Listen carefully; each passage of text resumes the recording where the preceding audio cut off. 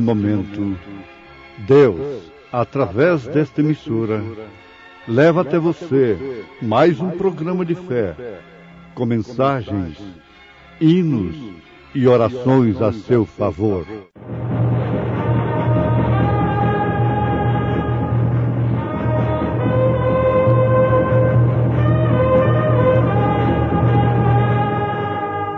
Fé para vencer.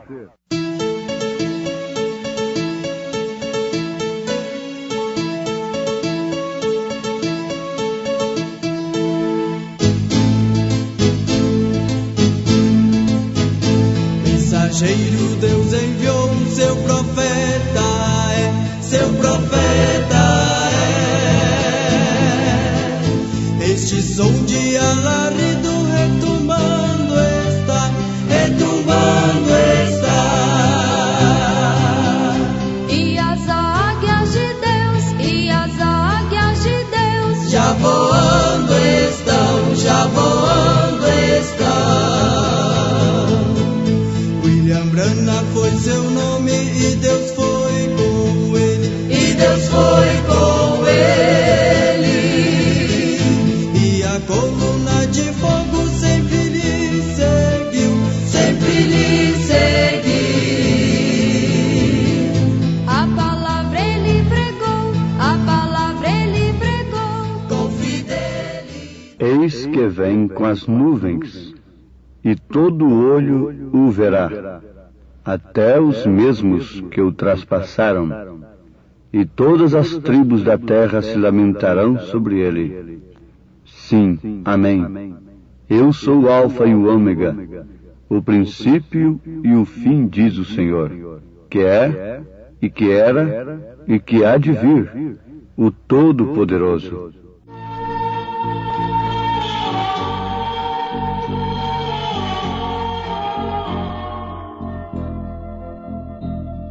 Sempre ao lembrar do que ele fez por mim, traz-me nova força e uma visão sem fim, que não há igual à vida que ele dá.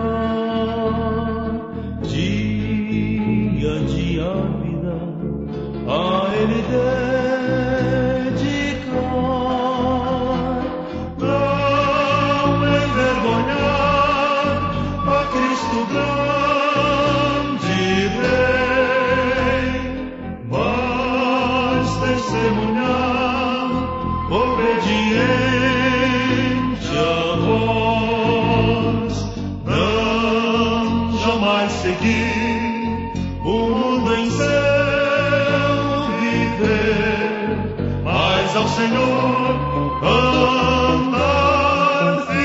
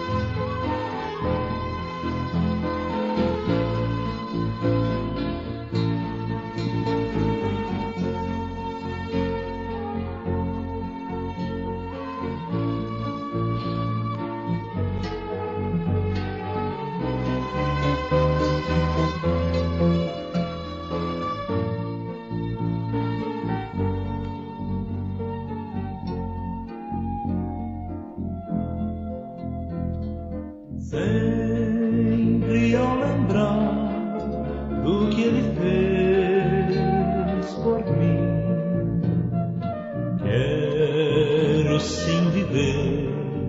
obediente ao Rei. Ele é meu Senhor, meu guia e protetor. A Jesus darei louvores, gratidão pelo seu amor que demonstrou na cruz, pelo seu triunfo sobre a morte e o mal.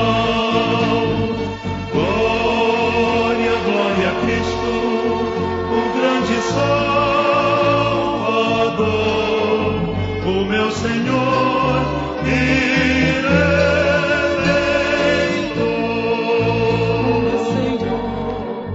O meu Senhor e Redentor.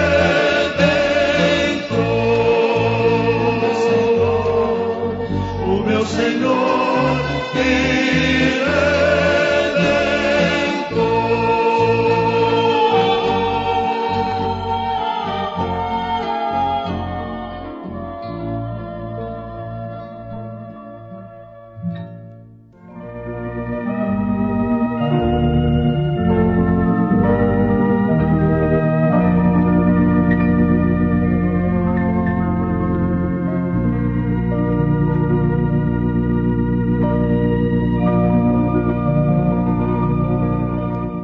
Eis que vem com as nuvens, e todo olho o verá, até os mesmos que o traspassaram, e todas as tribos da terra se lamentarão sobre ele.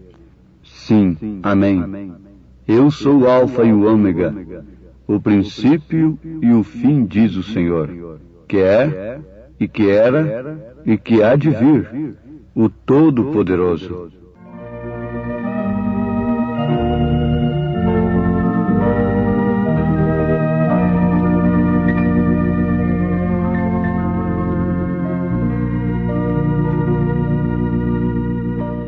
Que beleza de escritura! Quando um homem pega a escritura de uma grande fazenda em suas mãos, devidamente registrada, sem problema algum, ele diz: aqui está a fazenda em minha mão. Ou de uma casa, uma propriedade, não é? De muito valor. Não há coisa melhor do que ter a escritura registrada na mão. E que escritura maravilhosa está ao alcance de todos os filhos de Deus. É a Bíblia Sagrada, registrada no cartório divino, sob o selo de Deus, sob a palavra que não falha. É um título de propriedade definitivo. Eis que vem com as nuvens, e todo o olho o verá, até os mesmos que o traspassaram, e todas as tribos da terra se lamentarão sobre ele. Sim, amém. Eu sou o Alfa e o Ômega, o princípio e o fim, diz o Senhor, que é, e que era, e que há de vir, o Todo-Poderoso. Apocalipse, capítulo 1, versículo 7 e versículo 8. Temos lido na Escritura registrada pelo próprio Deus, selada pelo Espírito Santo. Amados, não há coisa que mais nos consola nestes dias do que sabermos que temos crido num Deus que não está indiferente às nossas lutas, às nossas dificuldades. Existe uma classe de ateus, eles não negam propriamente a existência de Deus, mas eles dizem que Deus é tão grande e está tão longe de nós e que criou, na verdade, a terra e os homens, mas não toma conhecimento da existência do homem. Porque ele já deu inteligência para o homem, capacidade, e numa linguagem popular, que o homem se vire, procure os seus meios, use das leis que ele deixou aí e tudo mais, mas que Deus não está tomando conhecimento do que se passa na terra. Bom, essa é uma classe de céticos, de ateus, em relação à presença de Deus, à atuação de Deus na terra. Isso não combina perfeitamente, indiscutivelmente, com a verdade. Não combina. Porque essas próprias leis que os homens exploram demonstram e provam que Deus está plenamente ocupado com o homem. Deus está, num sentido, ele está assim, inteiramente voltado para o homem. Num sentido, é claro. Em um sentido, ele não está tomando conhecimento. Mas em outro sentido, ele está plenamente ocupado. Quando o homem vira as costas para Deus e o abandona e rejeita todas as suas leis, a sua palavra, Deus deixa que ele haja por si mesmo, dê os seus passos como uma criatura autossuficiente, não é? Não precisa do Senhor. Mas, por outro lado, ele trata com este homem mais cedo ou mais tarde. Oferece-lhe a graça, a misericórdia e logo o juízo. Ora, ele jamais poderia trazer juízo sobre a humanidade sem que antes lhe oferecesse a misericórdia, a graça, o perdão. Então, a vinda de Jesus Cristo prova perfeitamente que Deus não deixou a terra e o homem lá no princípio, lá no Éden, não.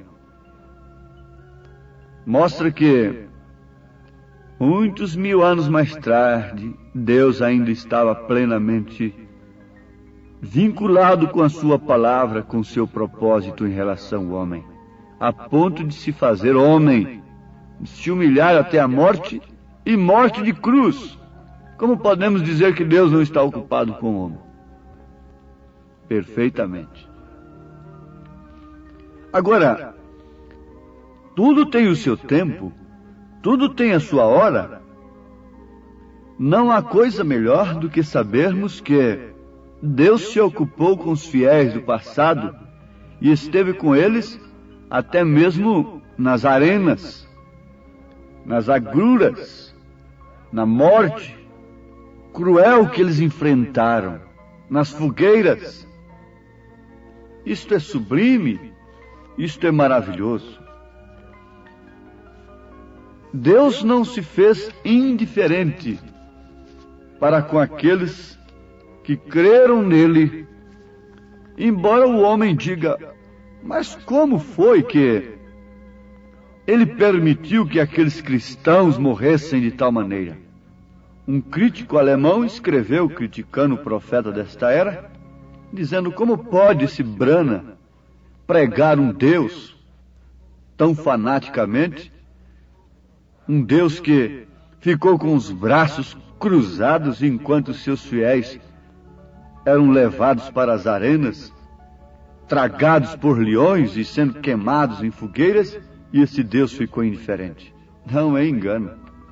Se Deus não estivesse naquela gente, aquela gente não enfrentaria a arena, não enfrentaria a fogueira, de maneira alguma.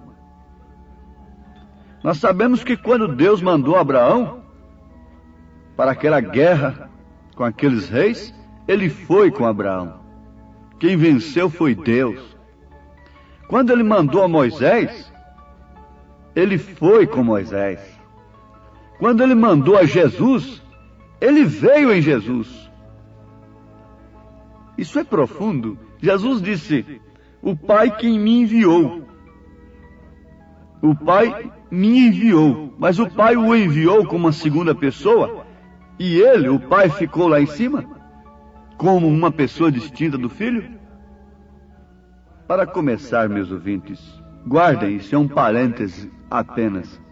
A Trindade de Deus não é composta. A Trindade de Deus é simples. Toda unidade composta é imperfeita e Deus não é imperfeito. Você não pode crer em Deus Pai, Deus Filho, Deus Espírito Santo. A Trindade de Deus não é Deus Pai, Deus Filho, Deus Espírito Santo. A Trindade de Deus é Pai, Filho e Espírito Santo. Pai é Deus sobre nós. Filho é Deus conosco. Espírito Santo é o mesmo Deus em nós. Então aí está a razão. Quando Deus mandou a Jesus, ele veio em Jesus. Jesus disse: o Pai que está em mim é quem faz as obras. E o próprio Deus disse: tu és meu Filho amado em quem tenho o prazer de habitar. E Jesus disse: quem vê a mim vê o Pai. É unidade simples. Você não pode falar: quem vê a mim vê a minha esposa. Mas Jesus disse: quem vê a mim vê o Pai. Então ele mandou a Jesus e veio em Jesus. E Jesus, por sua vez, nos mandou os seus apóstolos e veio nos seus apóstolos. Mandou a sua igreja e veio na sua igreja. A razão pela qual essa igreja entrou nas arenas, nas fogueiras, sem negá-lo, foi pelo simples fato dele estar neles. Foi lá dentro da fornalha 7 vezes mais aquecida que Deus se manifestou, que Nabucodonosor ficou sabendo que os 3 mancebos não estavam sozinhos. Oh, isso é tremendo, isso é maravilhoso, isso é glorioso. Isso nos faz vibrar a alma, como cristãos que somos. Mas quais são as provas desta era em que estamos vivendo? Veste-se como bem entende. Fala-se como bem entende. Pensa-se como bem entende. Pratica tudo o que bem entende. Mulheres e homens ao mesmo tempo. Qual seria a prova deste dia? Provas cruciantes a Igreja de Jesus Cristo enfrenta quando os homens estão completamente contrários à opressão e inteiramente favoráveis ao livre pensamento. Há uma pressão terrível, pior do que as arenas, pior do que as fogueiras, sobre aqueles que, de fato, têm sido enviados por Deus. E, consequentemente, Deus está neles. Mas há um consolo, meus irmãos. Ele virá. Essa gente que tem o poder vivificador do Espírito Santo, você sabe que um corpo sem espírito está morto, está dormente, está inconsciente. Mas esse poder do Espírito Santo, esse Pai, esse Deus, Jesus Cristo que veio em sua igreja, a conscientiza do seu passado, do seu presente e do seu futuro, porque ele é o que era, o que é e o que há de vir.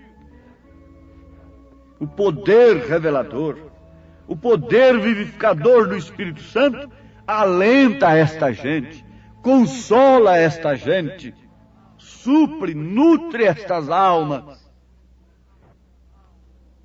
Vejam só, foi o poder vivificador que veio a João quando ele se pôs de pé e viu o fim desde o princípio.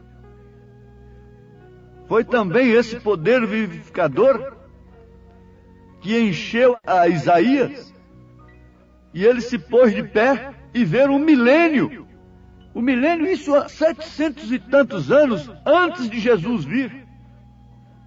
Ele viu a virgem que concebeu. Ele viu a cena da cruz. Ele viu as suas pisaduras pelas quais nós fomos sarados. Foi esse poder vivificador que fez com que os profetas passassem pelas suas agruras, desprendessem de seus próprios sofrimentos, de suas vidas, e contemplasse lá adiante, muito adiante. O poder vivificador fez isso mesmo por nós. O poder vivificador nos permite ver sua vinda. O poder vivificador nos resgatou da morte e nos trouxe a vida. O poder vivificador dá discernimento para saber o que tem a gente que fazer e para saber o que fazer, como viver, para saber o que nós fizemos, o que você fez e o que não devia fazer, e o que devia fazer, como também esse poder vivificador mostra para nós o que nós seremos. Nós seremos como Ele, se somos no presente como Ele. Quando Ele estava aqui, Ele estava desprezado. Ele estava aqui desprezado. Então, se nós somos como Ele no presente, nós seremos como Ele no futuro também. O poder vivificador nos dá todas estas coisas. Nosso Senhor Jesus Cristo estava tão cheio do poder vivificador que Ele foi todas estas coisas em um. Ele foi tão cheio do poder vivificador que Ele podia ser o alfa e o ômega, o princípio e o fim. Que Ele pôde ser Filho de Deus, tanto curando os doentes, tanto no momento quando o povo queria fazê-lo rei, quanto na hora da ignominia, da solidão, da angústia, do sofrimento. Os profetas de Deus, no passado foram profetas de Deus, tanto na hora em que os reis lhes estavam tratando bem, quanto na hora que eles se revoltavam contra eles por causa da palavra. Nos calabouços, nas cadeias, errantes, nos martírios, nos sofrimentos, eles eram profetas de Deus. Não nos banquetes apenas. A igreja de Jesus é a igreja de Cristo. É o corpo de Cristo que não fica na sepultura, porque o poder vivificador não deixa. Paulo falou à igreja passando pelo seu sofrimento e dizendo que as lutas, os sofrimentos, o vitupério do tempo presente não é para se comparar com a glória futura que em nós há de ser revelada. Paulo não foi daqueles pregadores que ficaram ali somente como aqueles que estavam ao lado de Marta e Maria chorando a morte de Lázaro. Não. Paulo passou pelo sofrimento da igreja e a mostrou glorificada. Jesus passou pelos choradores e foi lá e deu o poder da ressurreição. Que o Senhor vos abençoe, meus ouvintes, para conhecerem a Escritura no registro de Deus, vivificados pelo Espírito Santo, para saberem quem é aquele que era, que é e que há de vir. Em nome de Jesus, recebam esta bênção. Amém.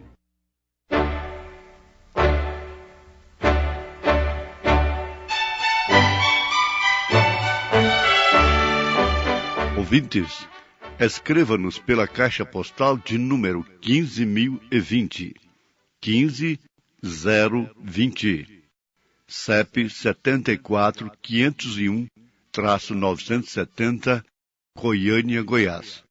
O nosso endereço na internet é www.apalavraoriginal.org.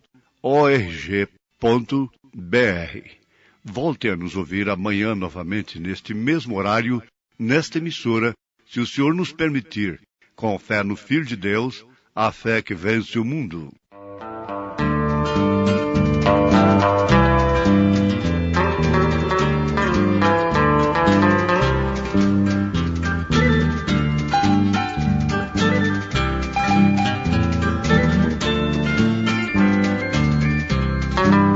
Tem um poder que não me deixa calar, é de Deus eu tenho que contar.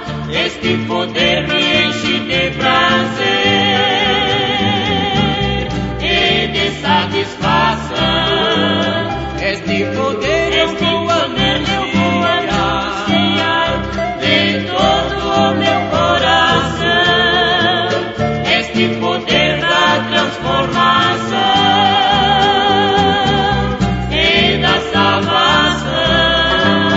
Este poder é de Jesus, o poder pentecostal. Este poder nunca faz mal, é de Jesus, o poder pentecostal. A nossa luta aqui vai terminar, breve Jesus virá nos buscar. Será um grande dia de prazer, para os salvos vai ser. Eu não quero mais ficar aqui, neste mundo quando Jesus vir. Eu vou morar no além do véu, eu vou morar no céu. Este poder é de Jesus, o poder pentecostal. Este poder é de Jesus, o poder pentecostal.